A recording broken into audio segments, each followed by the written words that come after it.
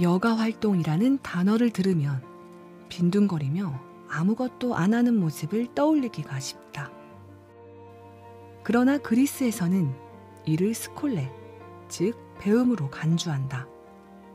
역사적으로 여가는 생존을 위하여 노동으로부터 짧게 취하는 자유, 지적 또는 창조적 목적을 추구하기 위한 자유라는 의미를 갖는다.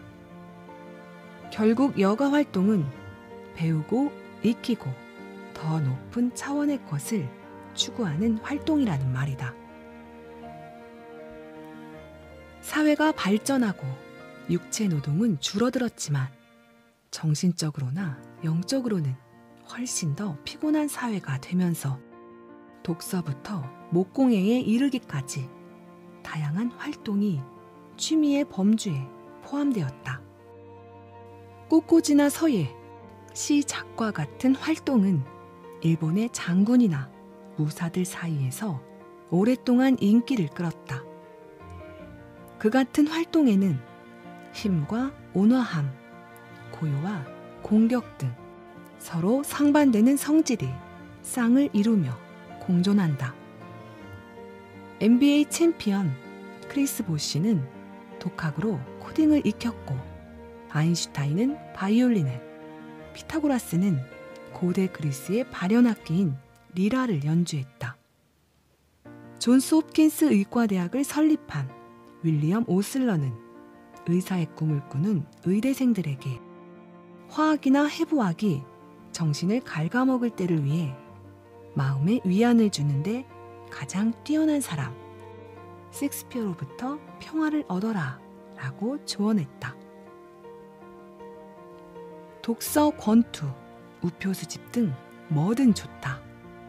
취미 활동을 통해 긴장을 풀고 평화를 찾으라.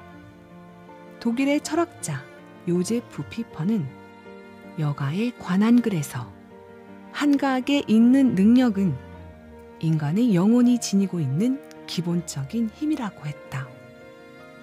흥미로운 사실이다. 놀랍게도 영혼을 재충전하고 강화하는 것은 육체적인 상태, 그러니까 육체적 활동이다.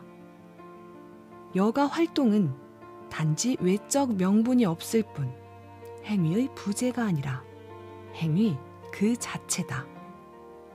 보수를 받기 위해서 또는 사람들을 감동시키기 위해서 여가 생활을 할 수는 없기 때문이다. 여가 활동은 당신 자신을 위해서 하는 일이다. 좋은 소식은 무엇이든 여가 활동이 될 수 있다는 사실이다. 나무를 베는 일이나 다른 언어를 배우는 일이나 낡은 차를 복원하는 일이나 시를 쓰는 일, 뜨개질이나 캠핑, 마라톤, 승마, 금속 탐지기를 들고 해변을 거니는 것조차 여가 활동이 될 수 있다. 처칠이 그랬던 것처럼 그림을 그리거나 벽돌을 쌓는 일도 마찬가지다. 피퍼는 이 같은 행위가 잠자리에 들기 전에 하는 기도와 같다고 말했다. 다만 여가 활동이 당신의 직업적 성장을 도와줄 수 있는 것처럼 자기 전에 기도를 하면 잠이 더 잘 올 수야 있겠지만 그것이 삶의 중심이 돼서는 안 된다. 격렬한 운동을 하면 마음이 편해진다는 사람들이 꽤 많다. 물론 운동을 하면 직장에서 더 강한 사람이 될 수 있겠지만 그들이 단지 그 이유 때문에 운동을 하는 건 아니다. 그들에게 운동이란 몸을 움직이며 신체적 한계를 극복하기 위해 정신적으로 노력하는 명상과 같은 것이다. 긴 시간 수영의 반복, 무거운 역기를 들어 올리는 도전, 숨가쁜 전력 질주 등은 고통을 수반하는 동시에 정신이 깨끗해지는 경험을 하게 해준다. 땀이 나기 직전 우리의 영혼과 마음속 깊은 곳으로부터 스트레스를 끌어내 몸 밖으로 밀어내고 있다는 게 느껴질 때의 기분은 정말 굉장하다. 순자가 말했다. 어떤 행동이 몸을 피곤하게 하지만 마음을 편안하게 한다면 그 일을 하라. 동양 철학자들이 무술을, 서양 철학자들이 주로 레슬링이나 권투를 훈련했던 데는 이유가 있다. 이런 무술은 결코 쉬운 운동이 아니기 때문에 훈련 중에 현재에 집중하지 않으면 곧장 상대에게 당하게 마련이다. 요점은 단순히 시간을 때우거나 정신을 산만하게 만드는 게 아니라는 것이다. 우리에게 도전의식과 정신적 편안함을 동시에 주는 활동을 추구해야 한다. 제자들은 공자가 여가 시간에 침착하면서 완전히 편안하게 있는 모습을 관찰했다. 바로 이거다. 여가 활동은 그저 다른 맥락에서 고요를 연습하고 실현하는 기회인 것이다. 로마의 시인 오비디우스는 우리는 여가 활동을 통해 우리가 어떤 사람인지 드러낸다 라고 말했다.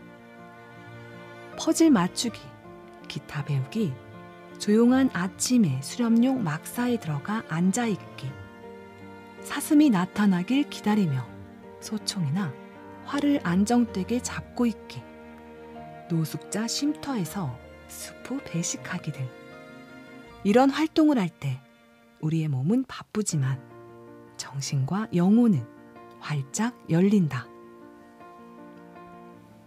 물론 이러한 활동은 자칫 도피처가 되기 쉬운데 그렇게 되는 즉시 이것은 더 이상 여가 활동이 아니게 된다. 우리를 편안하게 만드는 무엇인가가 강제성을 띠게 된다면 그건 역시 더 이상 우리가 선택한 게 아니기 때문에 여가를 위한 것이라고 할 수 없다. 그 안에는 고요가 존재하지 않는다.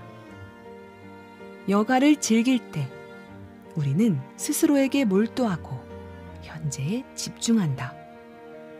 우리 자신, 낚싯대, 물속으로 들어가는 낚싯줄 소리만 존재할 뿐이다. 우리 자신, 그리고 기다림, 통제하려던 마음을 내려놓는 일만 존재한다.